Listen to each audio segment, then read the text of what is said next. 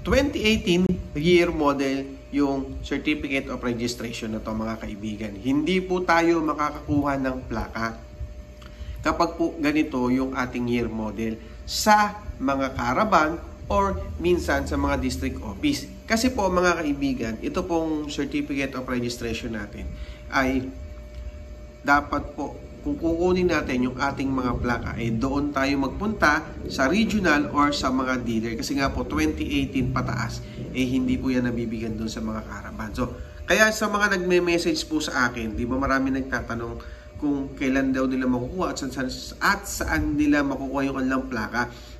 Kalimitan po sa mga reply natin, anong year model po yung ating motor? Kasi po pag po ito pataas, medyo may hirapan po talaga makuha yan sa mga caravan or hindi po talaga makakakuha yan sa caravan. Kaya kung kayo, wag po kayong pupunta sa caravan kung ganito po yung inyong year model ng inyong motor. Tignan nyo po yung taas, yung field office niyan, yung Kabuyo District Office, tapos yung office code. Ito po yung office code, ito po yung office code ng Biñan, Laguna.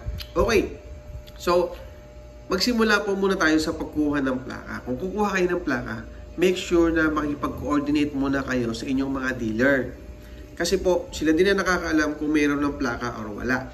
Kung halimbawa po sabi ni dealer, sorry talk lang, halimbawa lang, sabi niya totoo naman daw na wala pa sa kanila yung plaka, pwede po tayo magsimulang pumunta dito sa district office or office code ng nasa CR po ninyo. Tulad yan, yung office code na yan, ibig sabihin po niyan, sabihin niyan, Laguna nyo po yung kukunin. Pwede po tayong mag-check dyan ng ating bagong plaka. Kasi nga po yan ng 2018 at hindi po siya makukuha dun sa ating LTO caravan. Ngayon, kung halimbawa dito ko na sa Biñan, ito yung LTO Kabuyo Biñan, tapos pwede na po tayong magtanong dyan kung meron na tayong available na plaka sa kanila. At syempre, makipag-usap din po tayo ng maayos sa kanila.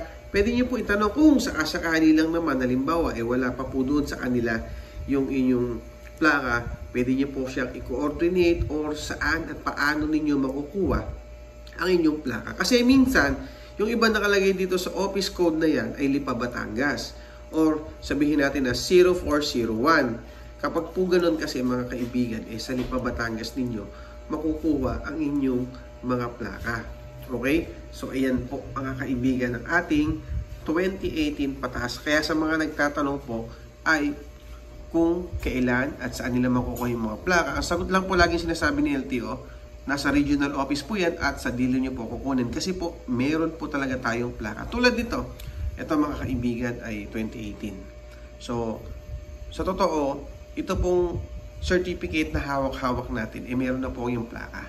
May plate number na po, nakuha ko na rin po yan. So, napakabilis ko po bago nakuha to. Siguro mga 1 month or 2 months lang, nakuha ko na po yung aking bagong plaka. Simula nung ni-register or simula nung binigay sa akin yung 2018. So, mabilis po i-release yung mga time na yun, yung aking plaka. Sa mga wala pa po, mag-antay po tayo na gagawin pa ni LTO. Baka po kasi minsan, ayan, magbago po yung mga sistema ni LTO. Kasi nga po, yung nakalagay po dun sa page ni LTO, sabi nila, dun sa mga wala pang plaka na 2018 hanggang 2021, pwede po kayong pumunta sa district office ng Quezon City at magpa-appointment tayo dun para po makuha natin yung plaka.